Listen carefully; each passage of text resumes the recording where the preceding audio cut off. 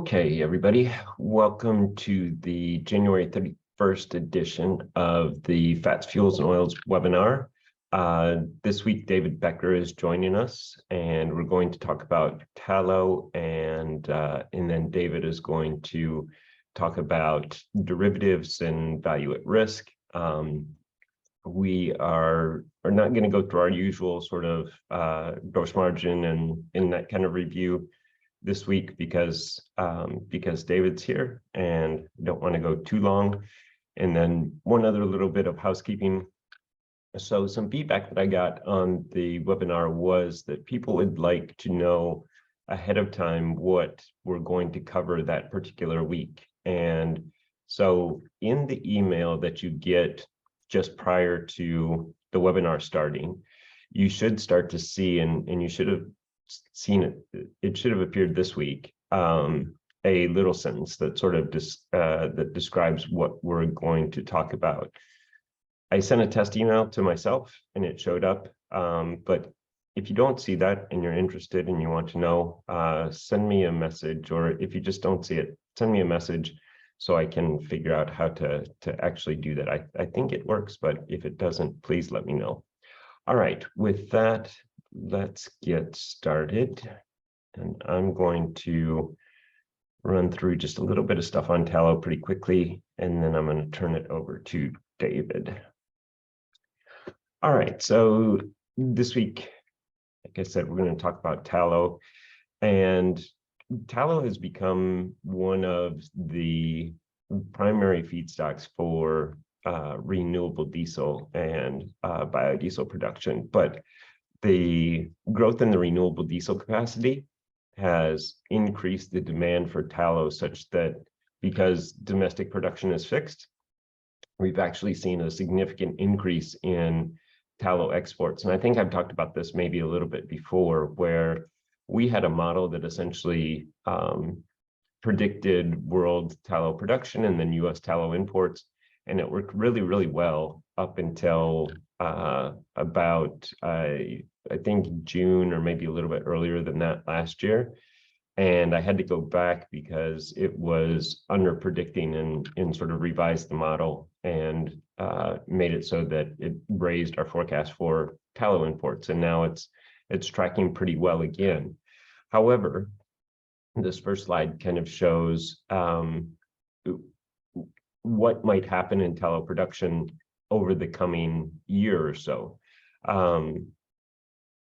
In cattle, there's a cycle, and the cycle sort of revolves around cattlemen either sending female cows to market for slaughter or holding them back so that they can produce baby cows, and then that in turn either shrinks or grows the herd. And generally, the cattle cycle is sort of a 5-year cycle. That's kind of a rule of thumb, and it can change depending on market conditions and what's going on in the weather.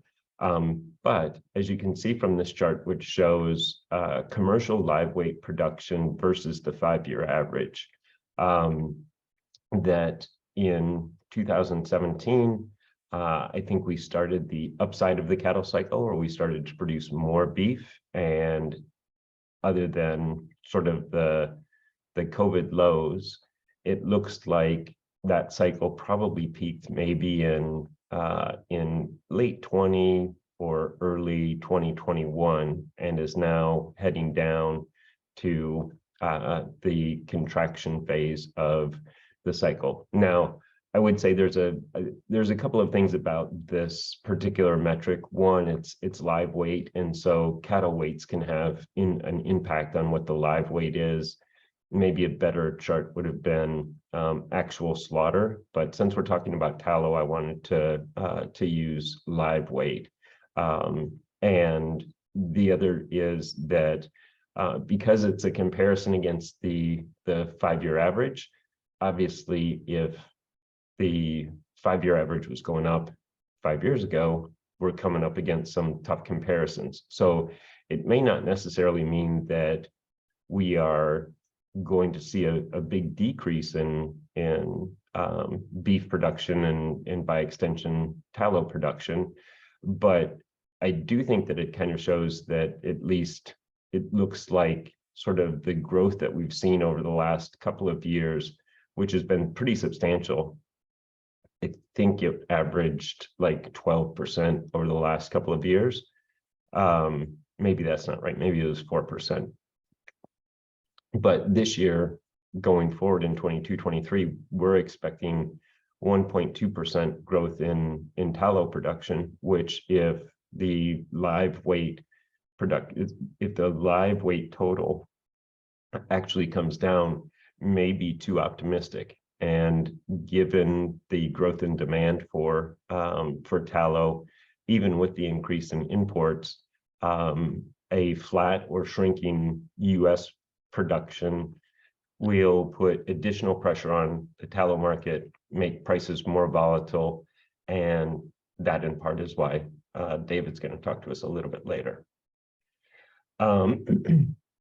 Okay, so this is the other side of that. This is the tallow imports, the other side of supply. And you can see, especially relative to the 5-year average, that tallow imports really have taken off. You can see sort of in 2021, we were kind of around the 5-year average. Then 21-22, we really started to move up. And this year, we expect imports to be about the same, but not necessarily higher. But if the cattle cycle really is done and is going to start to move lower, then again, it probably puts more pressure on the U.S. to import tallow from other countries. And I highlighted the change in U.S. imports from Australia just as an anecdotal point. If you look at almost any country that we import tallow from, the growth is relatively similar. Australia might be a little bit extreme, but all of the countries that we import tallow from, obviously, since we're so far above the 5-year average, have shown substantial growth over the past 5 years. Australia, obviously, from 7 million pounds in 17-18 to 280 million pounds last year, and we expect imports to be about the same or maybe a little bit higher in 22-23. All right, so the key to this is the growth in feedstock demand from renewable diesel plants. But as you can see, that hasn't meant, like it does for a lot of commodities, that we've seen a big slowdown in non-biofuel use. So again, other than sort of 1920, when supply was restricted due to COVID, you can see pretty steady growth in non-biofuel use of tallow. Now, it looks like it's probably going to flatten out, or we're kind of predicting that it's going to flatten out here over the next couple of years. And then depending on A, what the cattle cycle does, and then B, how much more tallow we can source from other countries in the world, this may actually start to come down. And I suppose see the profitability of biomass-based diesel production. But this isn't a case where renewable diesel demand has come into the market and just crowded everybody else out. We've had growth both in renewable diesel and in non-biofuel usage. You can see that, again, over the last couple of years, we've seen average growth of about 12%. Now, again, I guess that's a little skewed because of the COVID year, but we expect it to grow about 4% this year, and a big chunk of that will be from renewable diesel demand. And so this is our forecast for biofuel feedstock use by calendar year. And again, you see sort of in 2021, or from 20 to 21, you see a decline. And then last year, you see we're starting to come back. This year, we expect further growth, and then we expect, depending on the month, but overall, kind of flattish growth for 2024. Whether that actually verifies or not will depend, again, one, on production and supply, two, on tallow's relative competitiveness with other feedstocks. And one of the things that we've seen over the past couple months anyway, is a shift where if you look at the profitability for individual feedstocks in the California market, vegetable oils have moved up pretty substantially relative to some of the fats and greases. Now, UCO and yellow grease still remain by far the most profitable feedstocks in the California market because of the difference in the LCFS credits. But tallow with a lower CI score, and if you think about the CI scores, they're kind of in groups. So UCO and yellow grease are in one group. Most of the fats and greases are in another group that's kind of in the middle between UCO and yellow grease, and then vegetable oils, soybean oil and canola oil are in the third group with the highest CI scores. And so for soybean oil and canola oil really to be more profitable than tallow really means something, because soybean oil has to work sort of that much harder to get it to buy its way into the feedstock mix.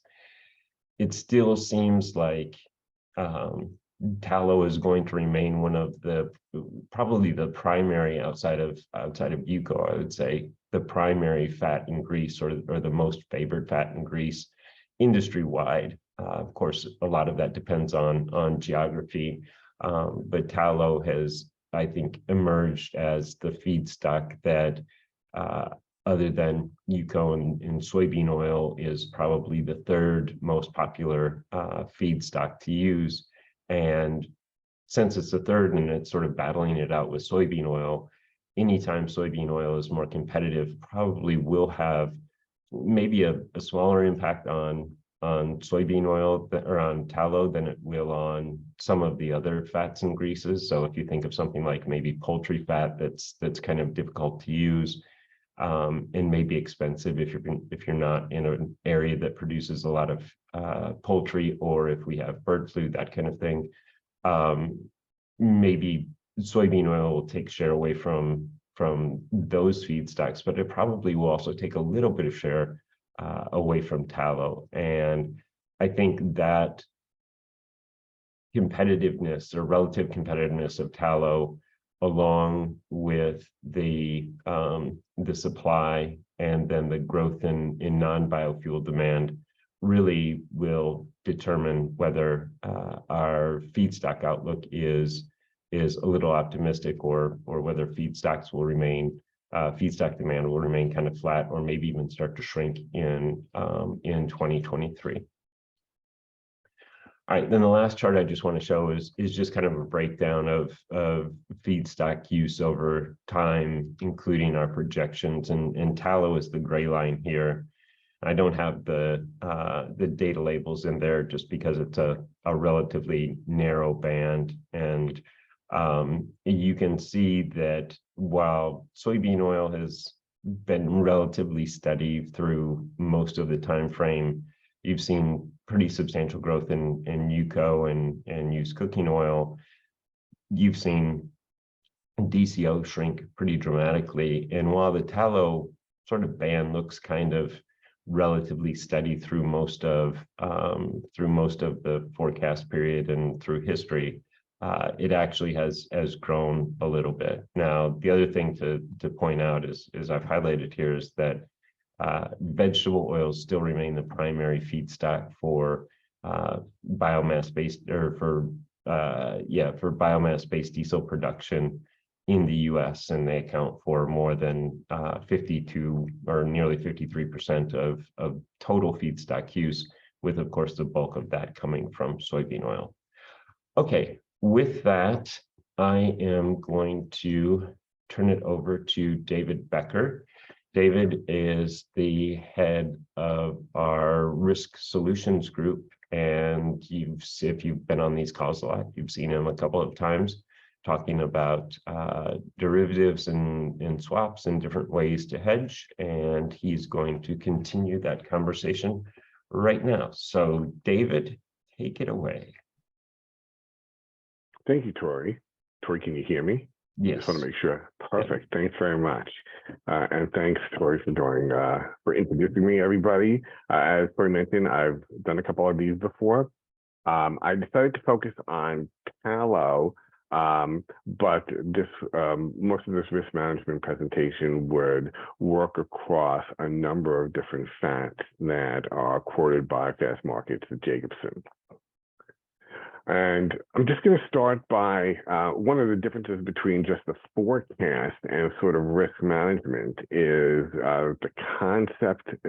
One of the similar things is the concept of investment, but risk management focuses more on the price side of the investment spectrum and really related to the volatility of the price. And so what I have here is a picture of the volatility of technical tallow on a monthly basis going back for the past 11 years. You can see the blue part of the chart is that, and then a rolling 12-month correlation, historical volatility, of tallow prices. So it shows you on a month-to-month basis the volatility. And what's important about the volatility of any particular time series is if your returns, your returns that your company produces, whether that's the input part of the stream or the sales part of it or the revenue part of the stream, that volatility plays a really important role in determining it. And if the goal of your investment strategy is to ride the wave of volatility because that's what your investors want, because that's what you want as managers, to ride the wave of volatility, then that's what you want to do. You don't want to come up with a solution to mitigate that. But if your investment strategy is focused on trying to capture some of the margins that you're producing, where you're buying at one level and able to either refine or change it to something else, or even sell it directly, or store it and then sell it at some particular point, you want to try to mitigate and fix what you can on the way out and have a fixed cost of something on the way in.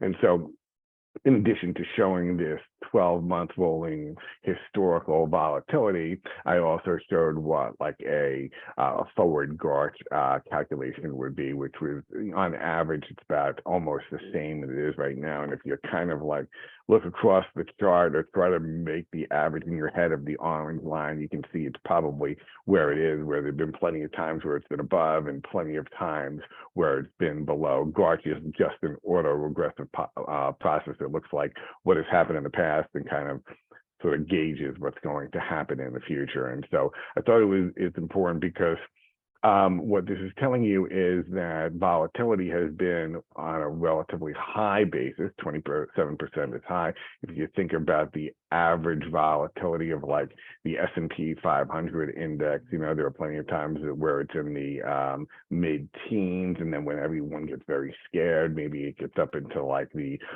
mid to high 30s or even 40s. But in general, when complacency sets in, it's closer to like the, you know, lower teens or even below that. And so technical tallow on a monthly basis has some relatively high volatility. And so that's what you should expect if you're playing in this game. And so I wrote some fancy technical terms, but it's really what like volatility is. And if you think about it, you know, there's every time there's a price that occurs, it's usually not exactly at the mean of the prices. There's a difference. It's a variance. It variances up and it variances down. And then there's a mean that's like sort of the average of what volatility is. And so the volatility is you take the variance and then you square it, which makes it so it's the standard deviation. So every number is positive. And then you multiply it by a fancy number, the square root of time, that gives you an annual point, which is just a percent. So I was saying 27%. And so that's where volatility comes from. Hey, David, so, can I ask you a quick question? Sure, so go ahead. 27% volatility, what would that translate into on a daily or a weekly basis? Well, there's a trick that you can use for and this would be on a monthly basis since I actually did these on monthly charts. So if you took if you took like a daily percentage, say the daily percentage was 27%. In this case, the monthly was 27%, but you divided by the square root of time. So let's say that was daily. You could take that number like 27 and divide it by 16. So if your daily volatility is 27%, your daily move should be about 1.7%. I'm not sure if that was completely clear, but I'll say it again. If you have daily volatility that is 27%, you should expect daily moves of about 1.7%. Okay, so monthly is a little bit different. You just divide by the square root of time, which is not 252 days. You would divide it by like 12. I could do that, but I'd rather not do it for sorry. now. I just wanted. I like that question. It was good. It was really good. It was Well, a good question. I had an answer too. I wanted to translate it into, so if tallow is 50 or 60 cents, and you're talking about a daily move of 4%, that's a significant. That's a couple cent move. Yeah, I was just gonna. It's better that I don't spend this time right now doing the square root of time of 12. Okay, so as I said, hedging is an investment decision. Do you want to ride the wave of the ups and the downs, or do you want to have something else? And so if you're making an investment decision, here are your investment decisions. You want to completely eliminate your exposure. So all you want to do is have your margins capture your gains. You want to have partial exposure. You kind of want to ride the wave, but you don't want to ride the entire wave. Or you have no exposure at all, and your investors, if you're a producer, might want you to constantly just be long. You know, historically, oil producers, people buy like Exxon because they want, you know, they think oil prices are going to go higher. So if that's really the case, that's why you might want to have no hedging exposure at all. And each group might be different. Producers might want to have complete exposure, where a refiner who's capturing margins might want to have some exposure or less exposure, and maybe a consumer wants to completely lock in their tallow or UCO exposure because all they're trying to do is sell a fixed rate to their clients of another product at the other end, and buy and not have the volatility or that. And so each different business is going to make a different decision based on their investment decision. So hedging is really just an investment decision of how you want to run your company. All right, and so then I'm going to talk a little bit about how the Jacobson and Fast Markets participates in creating derivatives that can be used to sort of mitigate your exposure. And part of that is that some of you, and some of you might not, have physical contracts that are tied to these indexes. And so it is very convenient if you're tying your physical purchases to a particular index, that you potentially could have a financial instrument that was tied to that index as well, that would allow you to mitigate that risk. But to your example, company decides to buy, we'll just say tallow every month on the first day of the month of the average of the last month's bleachable fancy tallow or technical tallow price, and they accept it at a particular location based on that index price. And so a convenient solution would be to be able to, if you want it to be fixed as opposed to variable in that particular context, then plenty of people might have it where it's variable for like a year. So every year on the first day of the month, you're going to buy versus the prior month's Fast Market Jacobson price.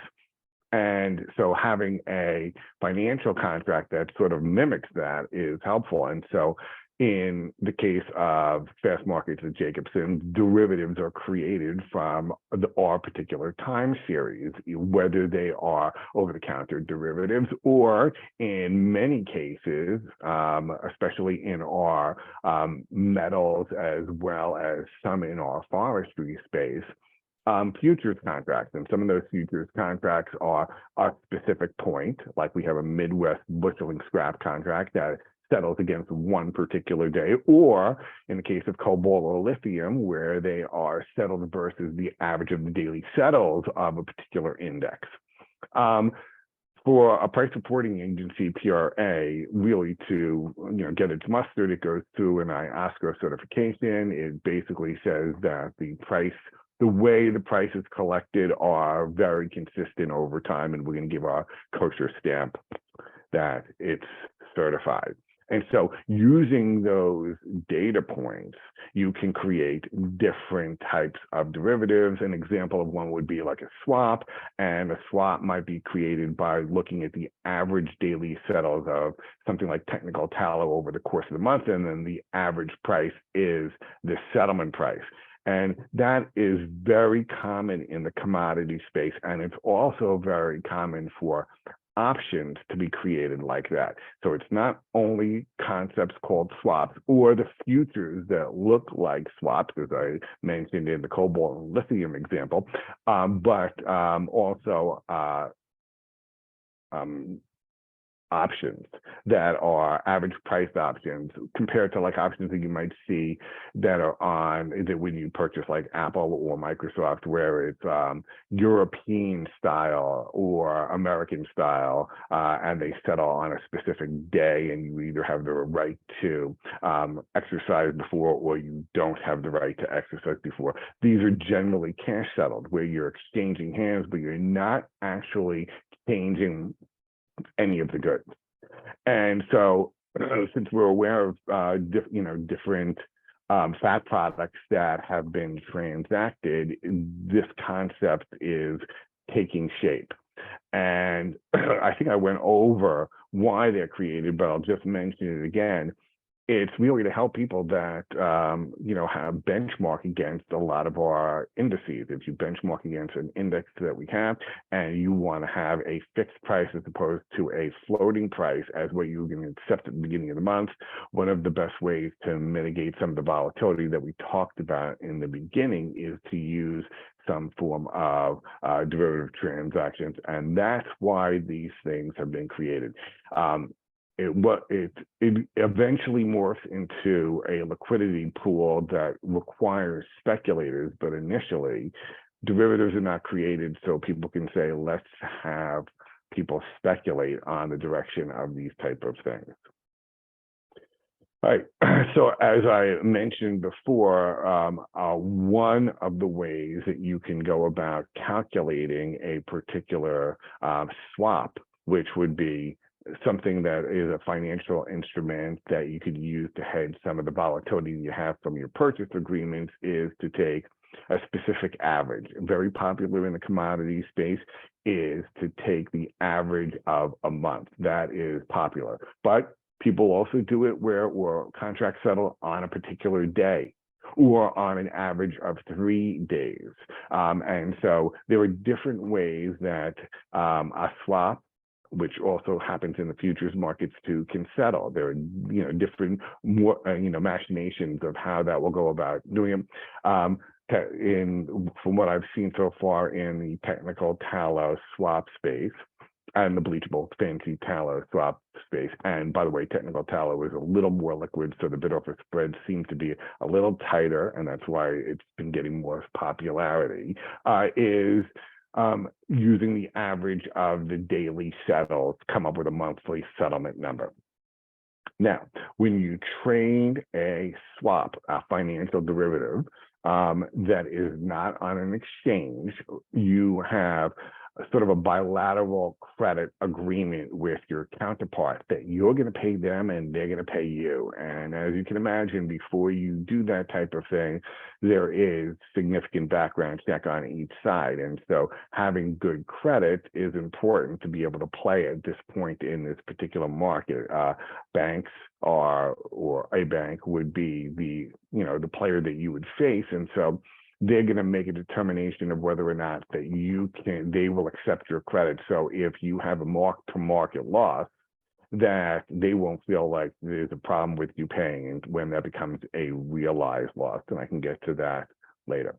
So when that process starts and people undergo that process, the entire credit agreement and the definitions of what will occur usually happens in an ISDA agreement, international swaps and derivatives agreement. And that is a negotiated agreement usually involving a number of lawyers and business people, where the lawyers ask the business people the business facts about what exactly they want in their agreement, and then the lawyers hammer out the agreement with each other to determine who's going to do what, when, and where. Even things like defaulting. What happens if, for some reason, the price doesn't show up for 5 days? How do we calculate this number that we're going to agree on that's going to be the basis of what we're going to do? What happens if there's default?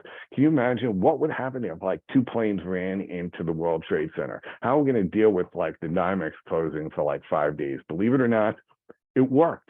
The entire process worked because people had thought about what's going to happen if there's a disruption. Nobody ever thought that that was going to happen and the exchange was going to close for 5 days. But all of the WTI, unleaded gasoline and heating oil, and they're now called low sulfur diesel contracts, worked out very well. And so having that information is really important in being able to put these things together. And so to the picture of what a swap looks like, it looks like a futures contract. The payoff profile is very similar.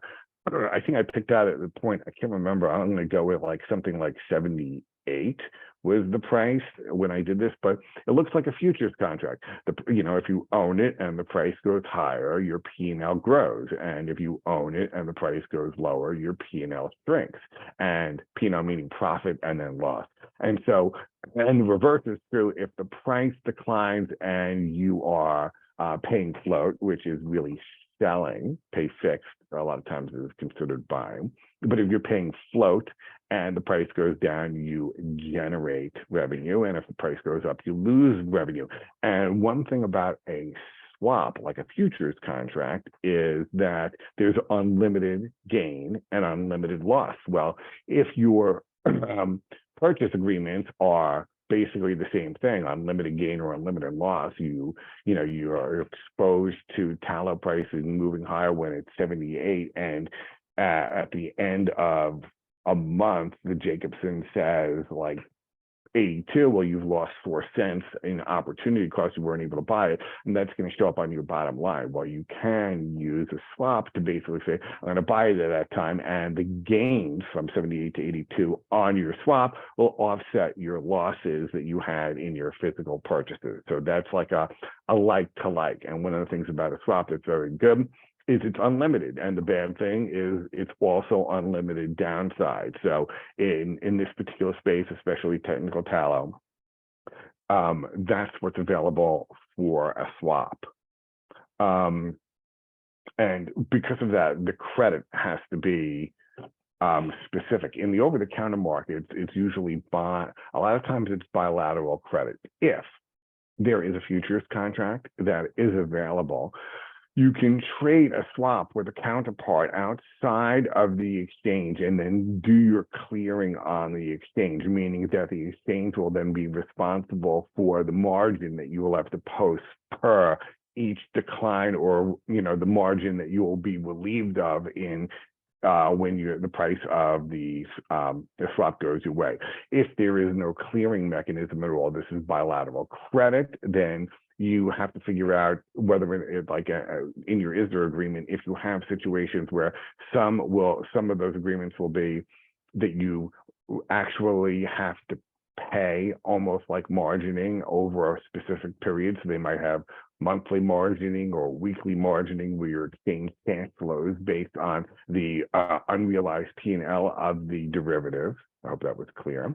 And some might be clean credit, where the bank just looks at it and says, it doesn't matter if you're losing money, we have some of the stuff in your, as collateral that we feel comfortable with, and we'll charge you an interest rate as well for declines in your asset value. All right, so that's what a payoff profile for a swap looks like.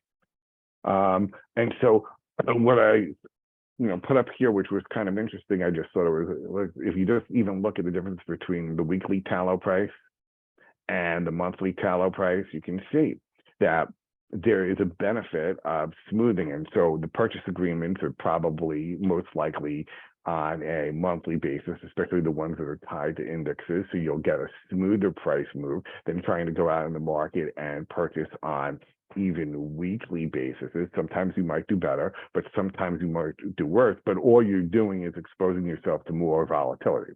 And then the benefit of like hedging allows you to mitigate those that volatility even from a monthly perspective. I also put in a call spread, and that's because we have a relationship with a group that provides like insurance product type of call spreads or put spreads that allow you to capture a specific price range for a premium. And so in this particular case, I think I was doing the same thing when technical tallow prices were 78, and if you were charged basically almost 2 cents per pound to capture 5 cents per pound, it shows you that as you get up to like a particular level, you start to break even, and then it continues on until you're capped off at a particular level. And that's for both put spreads and call spreads. And the benefit of having a put spread or a call spread on it is you mitigate your unlimited downside. So all you can lose in any particular time is the amount of money that you spent on that call spread. These would be average price call spreads, for example.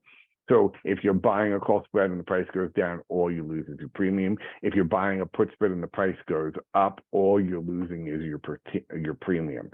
In these particular products, what you don't gain is the unlimited gain. So if the price continues to go higher and higher and higher, and you're going to purchase at a higher and higher level, where a swap would protect you 100%, the call spread is not going to protect you at 100%. I am currently not aware of anybody who is offering just call and put options on, for example, technical tallow prices. That doesn't exist as of yet. Swaps and vertical spreads in the options field seem to be the two mechanisms that you can use to protect your price activity in some of the fats that we have, from fast markets to the Jacobson. There is no bilateral credit really in this particular case, and that's a benefit as well too. The supplier is accepting your premium upfront for a payout, so you're accepting their credit. If their credit, I can't vouch for their credit, but I can vouch for the people that actually make the credit, is supposedly a single to AA rate credit. Okay, so that will allow you to say, the likelihood of them defaulting and me not collecting is slim, and I can always bring them to court to collect it because they have a good enough credit for me to do it. And they don't have to worry about my credit because I'm giving them money up front. That's another difference between these vertical spreads as compared to a swap. All right, so I think I mentioned some of these. Unlimited gain or loss swaps completely offsets your physical risk. It's got bilateral credit. We just went through some of that. Your call spreads are capped gains or losses. So if the market continues to go in a way that's not in your favor. You'll only be protected by a certain amount. The benefit is you're only paying a particular premium up front, but you cannot completely cut off your risk, and it's unilateral credit. You're paying one way, you're paying a premium. The counterpart does not have any credit risk. If they're taking your premium, you completely have their credit risk.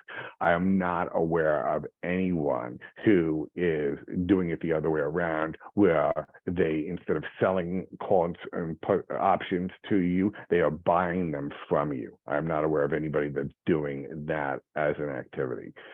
And so what can you use? You can use a lot of different ways to think about how to go about hedging. You know, if you're somebody who's in the market all the time and you know the market and you follow Tory, you can say Tory's forecasting this or that, and at these particular levels it's going to get a little dangerous for me, so I want to pick out particular quarters that are going to be helpful to me. You can look at those forecasts, and those forecasts will help you decide in your head the best investment decision for yourself. And this is just, look, prices have moved all over the place. But so what I did was I just took like a seasonality study using, like, you know, the standard pivot tables of Excel. And, you know, over the last 11 years, this is what your quarters look like.